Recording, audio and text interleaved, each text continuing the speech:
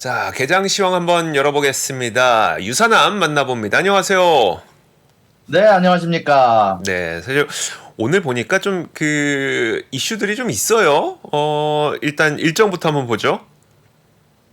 네, 일단 오늘은 사실 그렇게 큰 일정이 있다기보다는 오늘은 많은 사람들이 기대하고 있는 파월 연준 의장의 발언을 들을 수 있는 날인데요. 오늘은 토마스 르바크 리서치 컨퍼런스라고 해가지고 오늘은 버냉키 연준 의장과 전 연준 의장과 파월 현 연준 의장을 파넬 멤버로 초대해서 아마 지금 앞으로 있을 모네터리 환율 정책에 대해서 혹은 뭐 여러 가지 경제 정책에 대해서 이야기를 나눠볼 거라고 이야기를 하는데요. 아무래도 버냉키 전 연준 의장 같은 경우는 최근에 파월의 정책에 관한 부분을 지적하기도 했었고, 파월 연준 의장 같은 경우는 버냉키 전 연준 의장과 일을 했던 적이 있으므로 아마 개인적으로는 굉장히 기대하고 있는 이벤트고, 최근에 있었던 사실 로리 로건 총재라든지 최근에 매파적으로 나온 총재들이 굉장히 많지 않았습니까? 네. 그럼에도 불구하고 제퍼슨 최근에 이제 부의장으로 지명될 것으로 유명한 연준 부의장이 될 분은 이제 앞으로 우리가 좀 정지를 해 갖고 숨을 고를 시간이 있다. 그럴 시간이 필요하다라고 얘기를 했던 만큼 음. 아마 파월 연준 의장의 발언이 그 어느 때보다도 중요한 상황이 올 거라고 개인적으로 생각을 하고 있고요.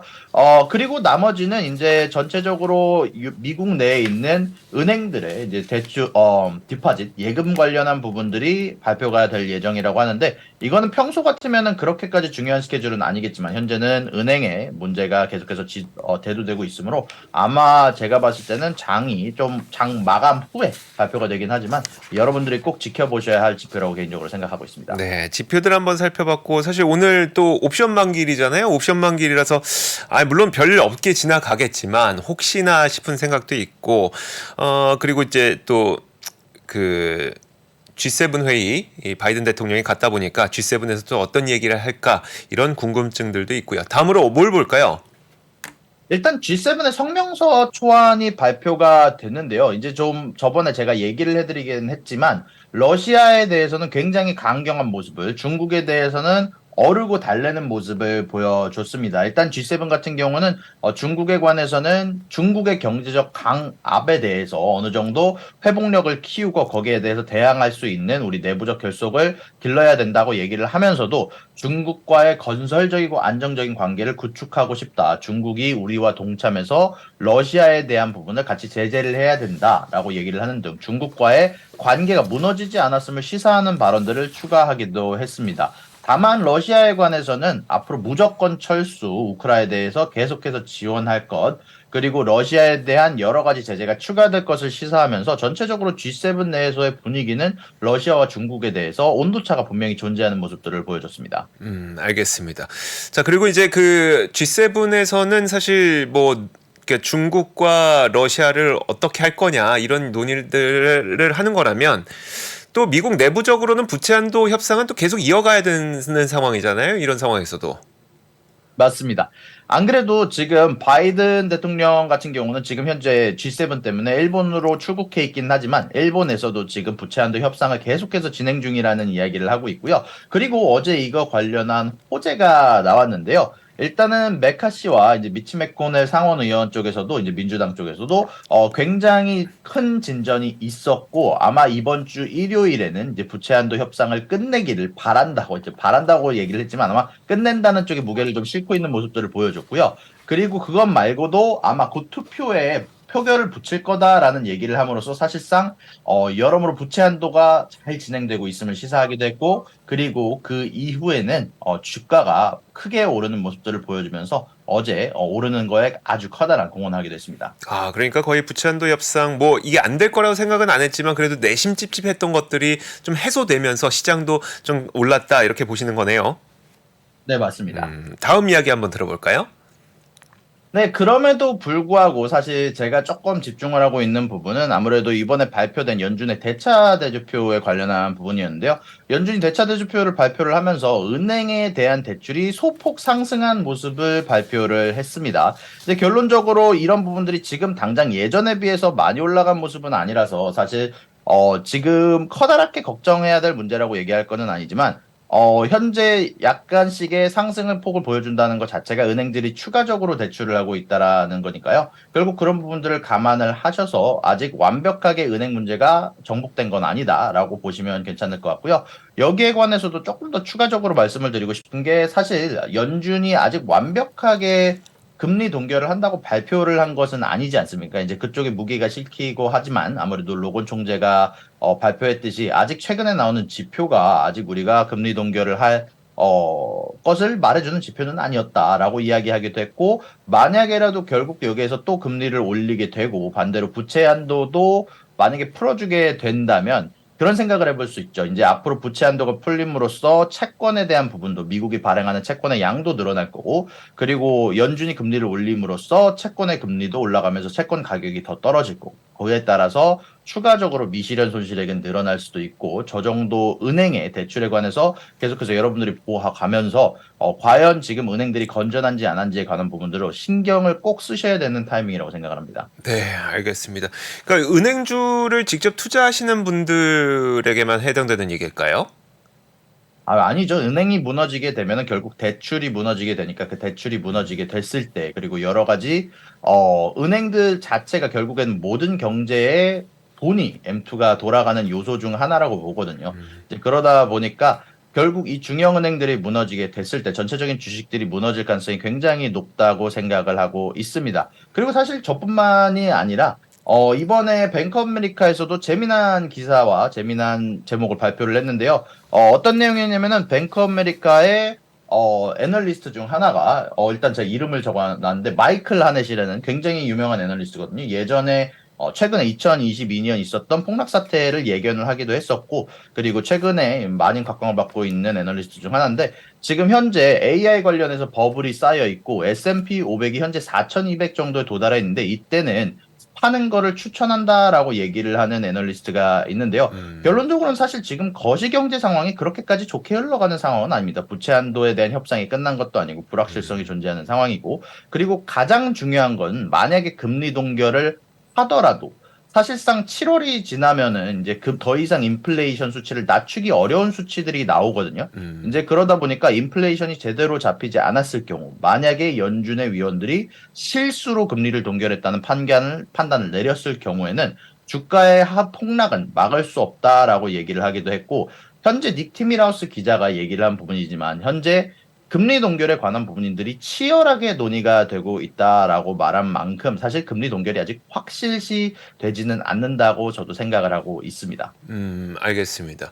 자, 그러다 보니까 이 굉장히 유명한 분이라고요. 마이클 하넷이라는 분이 이분이 지금 네네. AI 쪽에서 약간의 거품이 있는 것 같다면서 이 정도 수준이면 주식을 좀 팔아야 되는 게 아니냐라는 의견을 제시했다는 거 한번 들어봤습니다. 자, 다음 뉴스도 한번 보도록 하죠. 그리고 사실 이제 부채한도 협상에 대해서 이제 이번 주 안에 마무리를 해야 된다고 얘기를 하는 부분들 중 하나가 사실 미국 재무부 내에서 현금의 소모량이 평소보다 좀 빠르게 일어나고 있는 것으로 보이거든요. 이제 이거는 5월 15일자의 데이터를 갖고 오긴 했지만 5월 15일 기준으로 87빌리언 달러 정도의 재무부가 현금을 보유하고 있었는데 지금은 이게 68빌리언 달러치까지 떨어지면서 사실상 거의 최저치에 가까운 수치로 오랜만에 20년 만인가요? 뭐 정확히 얼마나 수치가 기억이 나진 않는데 약 10년 만에 죄송합니다. 10년 만에 최저치로 기록을 하게 되면서 여러모로 지금 고민이 많은 상황이 지속이 되고 있는 것 같습니다. 결론적으로는 이 재무부 내에서도 지금 현금을 계속 소모를 하고 있는 상황이고 전체적으로 이게 부채한도 협상이 사실 이걸로 인해서 뭐 더 빠르게 진전되거나 아마 부채한도 협상이 파기되지는 않겠지만 아무래도 이 금액이 낮아짐에 따라서 전체적으로 미국 내에서 이제 스페셜 오퍼레이션이라고 하죠. 이제 특수작전 통해서 이제 긴축을 진행하면서 전체적으로 쓰는 돈이 여러모로 줄어들 수도 있고 그렇게 될 경우 주식에 영향이 있을 수 있으므로 여러분들이 조심해서 찾아보셔야 할 것 같습니다. 알겠습니다. 지금 재무부가 돈을 너무 빨리 다 써가고 있다는 말씀이신 거죠? 지금 저 내용이. 네, 전체적으로 빠르게 쓰고 있고 재무부의 현금 보유량이 줄어들고 있다라는 얘기이기 때문에 네. 알겠습니다. 알겠습니다. 아니 지금 웬만해서는 제가 이제 외신 같은 거 이렇게 딱 보면은 대충 어느 정도 느낌이 오거든요. 근데 이 헤드라인 문장은 잘 모르겠어요. 이거 헤드라인 한 번만 해석해 주시면 안 돼요? 지금 미국이 가지고 있는 이제 커퍼가 전체적으로 줄어들고 있다라는 내용인데요. 이거는 사실 오늘 나온 내용은 아니고요. 이거는 3일 전에 나온 내용인데 이제 미국 내에 금고가 미국의 현금 보유고가 커퍼가 금고라고 표현을 하거든요. 아, 이제 네. 생각보다 빠르게 소모되고 있다라는 뉴스입니다. 이제 거기에 관련해서 미국이 갖고 있는 현금의 보유량이 87빌리언 달러라고 이제 잘 표현된 부분이 있어서 제가 어제 재무부가 발표한 지표를 가지고 와서 사실 거기에 관련된 뉴스가 발표된 건 없어가지고 제가 3일 전자 뉴스를 좀 아, 가져와서 여러분들에게 조금 더 보여드렸습니다. 네, 알겠습니다. 이거 지금 좀 유명한 뉴스니까요. 그리고 저도 봤는데 그 재무부의 잔고가 좀 빠르게 감소하고 있다는 뉴스들이 최근 며칠 사이에 꽤 많이 나왔습니다. 그 내용을 좀 소개를 해주셨고요. 다음으로 볼 소식은 일본일까요? 일본에서 맞습니다. 일본에서 재미난 소식들을 전해왔는데 최근에 굉장히 많은 주식시장에서 굉장히 많은 굉장히 좋은 성적을 보여주기도 했었고 일본에서 사실 좋은 소식들이 굉장히 많았는데요. 안 그래도 이번에 우에다 총재가 발표를 한 게 회계 연도가 계속해서 중반으로 진행이 될수록 인플레이션이 내려갈 것 같다. 2% 이하로 떨어질 것 같다라고 발표를 했습니다. 다만 이제 인플레이션 자체가 2% 이하를 유지하는 걸 원하지 않고 그리고 아마 지금 여러 가지 일본이 여태까지 푼 금액들이 전체적으로 소비로 전환되는 시점이 조금 온 것 같다라고 얘기를 하면서 그럼에도 불구하고 아직까지는 뭐 YCC 관련해서는 아직은 뭐 없애기에는 돈 푸는 거를 중단하기에는 충분하지 않다라고 얘기를 하기도 했고요. 금융 완화에 대한 부분을 계속해서 앞으로도 추진할 것. 지속적인 안정적인 2%의 인플레이션을 유지를 하기 위해서 노력을 할 것이라고 발표를 하면서 사실 YCC에 관해서 많은 분들이 이게 YCC가 끝나야지 결론적으로는 일본 엔화가 오르기 때문에 많은 분들이 관심을 가지고 있는 부분이었는데 전체적으로는 아직까지는 금융 완화를 추진할 것을 천명하게 했습니다. 알겠습니다. 알겠습니다. 일본은 계속 지금 부양을 시키기 위해서 엄청난 노력을 지금 하고 있는 것 같습니다. 이런 가운데 자 다음으로는 조금 전에 뉴스가 나온 건가요? 아니면 지금 그 중국 관련된 뉴스가 뭐 하나가 또 나왔어요? 아니, 중국 관련된 뉴스는 최근에 중국의 환율 자체가 굉장히 많이 떨어지지 않았습니까? 네네. 이제 달러 대 환율이 굉장히 많이 떨어졌었는데, 약 7시간, 11시간 정도 전에, 이제 중국이 위안화에 대한 고시 환율을 발표를 하면서 전체적으로 우리가 이제 더 이상 중국의 위안화가 떨어지는 걸 좌시하지 않겠다라고 하면서 소폭 상승하는 모습들을 보여줬고요. 그리고 이런 것 관련해서 중국이 내부적으로도 이제는 조금 더 지원을 할 것을 천명하기도 했지만 결론적으로는 위안화를 컨트롤한다는 것 자체가 위안화의 가치를 떨어지는 걸 좌시하지 않겠다라고 얘기하는 것과 똑같기 때문에 개인적으로는 이게 상충되는 부분이 있다고 생각을 합니다. 결론적으로 위안화가 더 풀리게 되면 위안화의 가치가 떨어질 텐데 그것과 동시에 지원을 여러 가지 중소규모 회사에 지원을 한다고 하는데 개인적으로는 이게 가능한가라고 생각하고 있는 부분입니다. 그 무슨 의미일까요? 지금 어떤 식으로 이 내용을 해석해야 되는지를 잘 못 알아듣겠어서요. 중국에서 일단 위안화에 대해서 너무 약세로 가는 것 자체가 결론적으로는 중국이 갖고 있는 경쟁력이라고 할까요? 이제 중국 국가의 경쟁력을 해치는 부분이 있다고 판단한 것 같고요. 그래서 중국이 적당히 자기네들이 고지하는 이제 7위안 7.0356 위안이라는 이제 이 위안화에 대한 달러로 이제 고시를 함으로써 환율에 대한 고시를 함으로써 결국 은행들은 이 값어치에 결국 환율을 전환을 해주거든요. 그러다 보니까 결국 다른 뭐 거래하는 뭐 FX 거래자들은 결론적으로는 저 가격 언저리에서 거래를 해야 될 거고 결국 위안화가 추가적으로 하락하는 것을 막는 방식의 발표로 보이고요. 결론적으로는 저거를 유지를 하면서도 중국이 내부에서 여러 가지 지원을 해준다라는 얘기를 발표를 했는데 사실 최근에 알리바바도 그렇고 중국 내에서 소비 시장이 좋지 않은 가운데 안에서 저렇게 위안화를 유지하면서도 사실 내부적으로 지원할 수 있는 방법에 대해서는 개인적으로는 많지는 않다고 생각을 해서 그냥 그쪽 부분은 이제 제 생각을 말씀드립니다. 네, 알겠습니다. 자, 그리고 이 뉴스도 있었는데 저도 이 뉴스가 상당히 궁금했거든요. 디즈니가 뭐 어디에 지으려고 했던 호텔을 지금 못 짓게 됐다 이런 것 때문에 또 주가가 약간 내리고 있는 것 같아요. 이거 무슨 말일까요?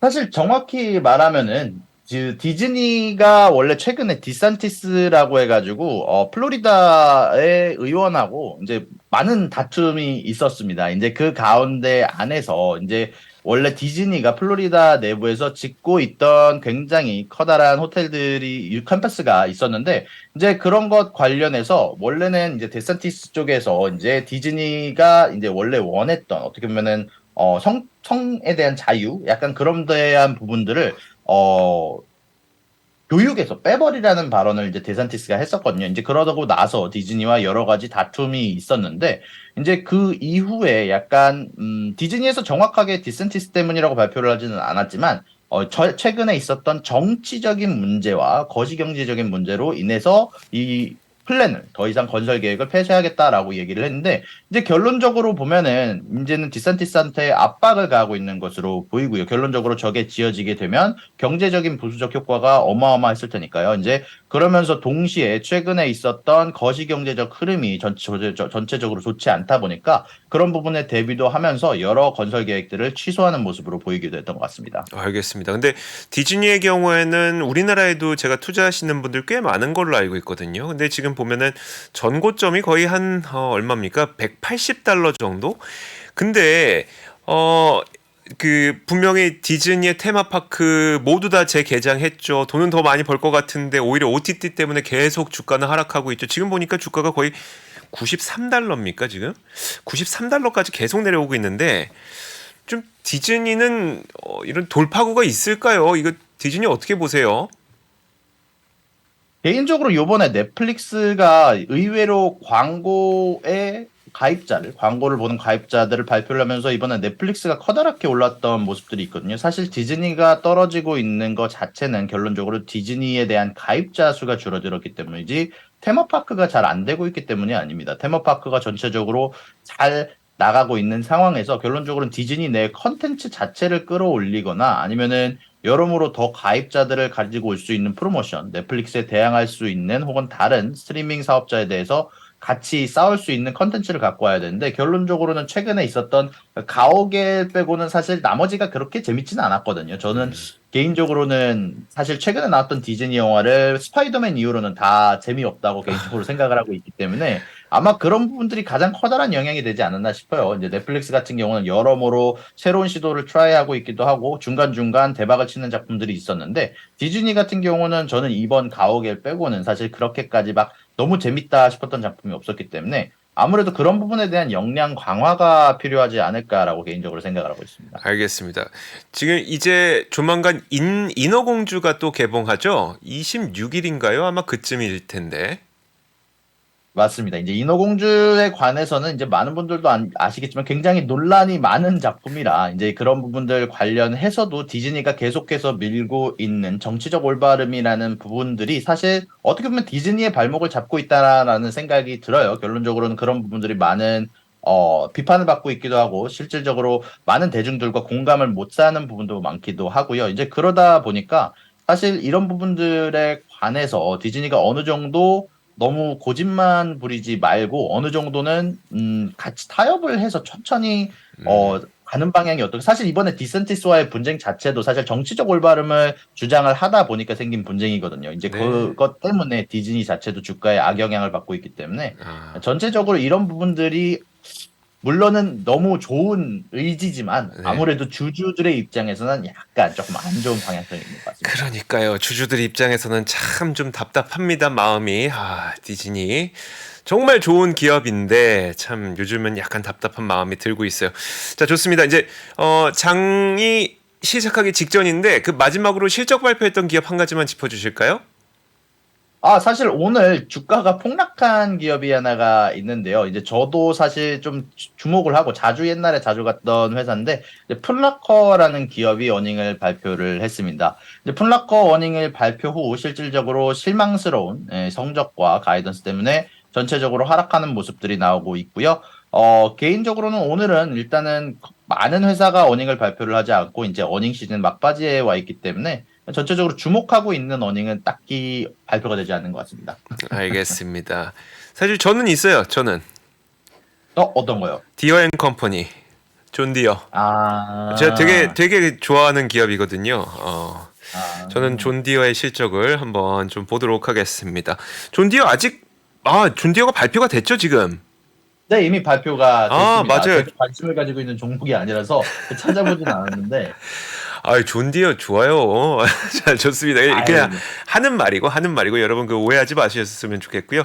자, 조금 전에 시장이 개장을 했습니다. 한번 장 초반 움직임 보도록 할 텐데 지금 이게 수치가 다 들어오고 있는 건지 다시 한 번만 확인하고 여러분들과 함께 시장 움직임 보도록 하겠습니다. 자, 지금 들어왔습니다. 보시면 뭐 3대 지수 모두 강보합이에요. 일단 어제 굉장히 좋은 모습이 보였었던 가운데 오늘도 나쁘진 않은 그런 움직임이 나타나고 있고, 만약에 이 정도라면 이번 주 시장은 좀 긍정적으로 되게 좀 좋은 상승을 기록하면서 마감이 되지 않을까라는 생각이 듭니다. 자, 종목별로 히트맵 한번 보도록 하겠습니다. 장 초반에 어떤 움직임을 보이고 있는지. 어제 이 반도체 쪽이 굉장히 좋았었죠. 반도체 쪽. 오늘은 약간 쉬어가는 움직임이 지금 나타나고 있습니다. 엔비디아가 0.9%, 최근 반등세가 굉장히 셌었던 AMD 1.4%. 자, 그럼에도 불구하고 이 브로드컴 통신 반도체, 이 브로드컴은 0.28%, 오늘도 조금 올라가는 그런 모습이 나타나고 있습니다. 자, 애플이 0.53% 오르고 있고요. 그리고 애플의 경우에는 잠시 후에 좀 보기 하겠지만 지금 사상 최고가랑 얼마 떨어지지 않았습니다. 조만간 사상 최고가 다시 한번 경신할 수 있을지 보시면 좋을 것 같고요. 구글 오늘 0.6% 오르고 있습니다. 지금 보니까 약간 가치주 쪽 그리고 에너지 관련도 쪽이 좀 많이 오르고 있는 모습이 나타나고 있습니다. 지금 보시면 앞서 말씀드렸던 디어앤컴퍼니, 존 디어, 농기구와 중장비 만드는 기업이죠. 자, 이 기업이 실적 발표와 함께 잘 오르는 모습이 나타나고 있습니다. 자, 몇몇을 종목별로 한번 보도록 할게요. 자, 이쪽에서 보시죠. 자, 디즈니는 뭐 좀 안 좋죠. 디즈니. 그렇고, 자, 이것 보겠습니다. 넷플릭스 한번 보죠. 넷플릭스. 자, 안 그래도 어제도 이제 광고와 관련돼서 좀 말씀을 드렸었는데, 잠시만요. 자, 넷플릭스 한번 보도록 하겠습니다. 지금 꽤 좋은 모습을 보여주고 있어요. 어제도 뭐 14%인가요? 거의 급등을 했었고 그 전날에도 급등세를 보였었는데, 이렇게 보니까 넷플릭스가 좀 잘 올라가고 있는 모습이 보이는구나 라는 생각이 들죠. 전 세계 500만 명 그리고 미국 내 100만 명이 광고 요금제를 지금 채택을 하고 있다고 합니다. 근데 이게 그러면 이제 단순히 구독자만으로 이 넷플릭스가 벌 수 있는 돈은 한계가 있죠. 워낙 제작비도 많이 들어가고 하다 보니까 여기에서 광고료까지 만약에 받게 된다면 새로운 수익원을 얻을 수 있다는 기대감이 넷플릭스에서는 좀 작용을 하다 보니까 이틀 연속적 급반등이 나타났던 것 같고요. 급반등 이후에 오늘은 한 1% 정도 약간의 하락이 나타나고 있습니다. 자, 반도체주들은 오늘은 그렇게 썩 좋은 모습은 아니고 한번 팔란티어 한번 볼게요. 자, 안 그래도 팔란티어도 최근에 굉장히 반등이 빠르게 나타나고 있죠. 자, 오늘은 어떨까요? 오늘도 이 반등세가 나타나고 있습니다. 지금 며칠입니까? 2, 3 거의 3거래일 연속 급등세가 나타나고 있는데, 와, 이거 9달러였던 게 그냥 순식간에 12달러까지 거의 40% 가까이, 30% 가까이 올라버렸네요. 캐시우드가 산다는 소식과 함께 팔란티어의 반등이 굉장히 가파르게 나타나고 있고요. 자, 앞서 제가 괜찮아 보인다고 좋다고, 아니, 그러니까 제가 개인적으로 좋아한다는 그 디어앤컴퍼니 한번 보도록 하겠습니다. 자, 디어앤컴퍼니는 지금 EPS가 발표가 됐는데, 9.65달러가 발표가 됐어요. 예상치가 8.58달러였기 때문에 이 시장 예상보다 좋은 실적을 발표했는데, 그것보다 더 좋은 게 뭐였었냐면 이번 실적 내용을 좀 확인을 해보니까요. 출하량이 높아지고, 그러니까 출하량이 많아지고 거기에다 가격까지 높일 수 있었다고 합니다.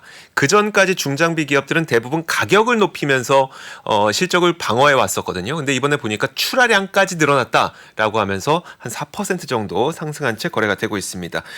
자, 한 가지 더 보도록 하죠. 나이키가 최근에 좀 별로 안 좋았었죠. 한동안 좋은 것 같더니 최근에 또다시 좀 안 좋았는데, 자, 오늘도 3.9% 정도 하락하고 있습니다. 오늘 이슈는 뭐냐면 한 5억 3천만 달러 정도의 벌금을 물게 생겼다는 뉴스가 좀 들려오고 있어요. 자세한 내용은 제가 모든 걸 다 확인하지 못했지만 이 벌금 이슈와 함께 다시 나이키가 좀 하락하는 움직임이 나타나고 있습니다. 이렇게 계속 보게 되네. 한 개만 더 볼게요. 옥시. 왜냐하면 이게 그 뉴스가 좀 있었잖아요. 버크셔 해서웨이에서 옥시의 지분을 24.4%까지 좀 늘리고 있다라는 소식과 함께 오늘 시장에서 2.6% 올라가고 있는데 보시는 것처럼 유가가 최근에 좀 하락하다 보니까 아주 계속 강세를 보이는 건 아니고 바닥에서 좀 고개를 드는 그런 모습이 나타나고 있습니다. 자, 유선남님 추가적으로 좀 더 봐주시죠.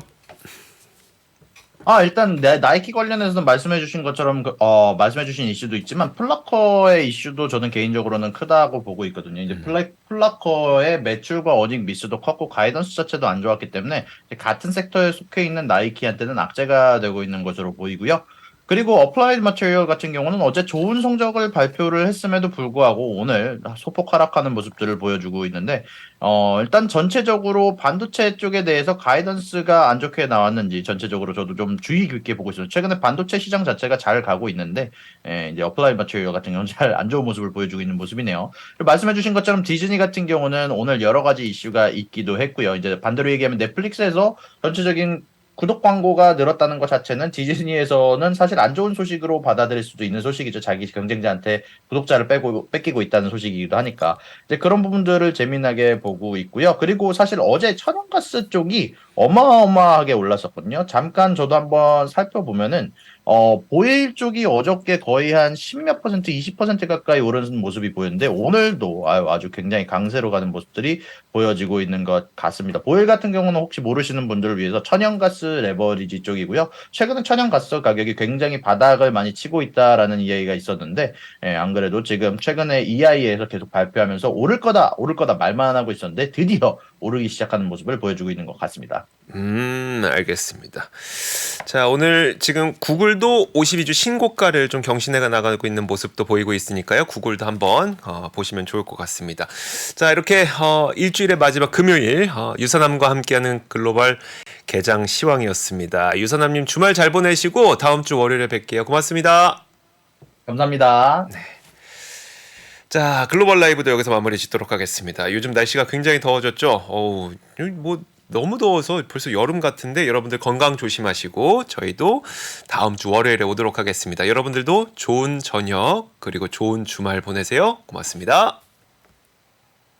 시간이 흘러도 변하지 않는 여러 가지 원칙과 사고 체계는 존재하거든요. 대가들의 사고 체계, 투자 기법이 아니라 생각의 방법. 그런 거를 분해를 해서 재구성을 해서 하나의 어떤 틀로 조합을 하는 과정이 필요한 것 같다. 라쿤 자산운용 홍진채 대표의 거인의 어깨 19년간 초과 수익을 달성한 그가 어떻게 주식 대가들의 투자법을 활용했는지 이 책에서 최초로 공개합니다. 대가들의 검증된 투자법을 여러분의 눈으로 직접 확인하시죠.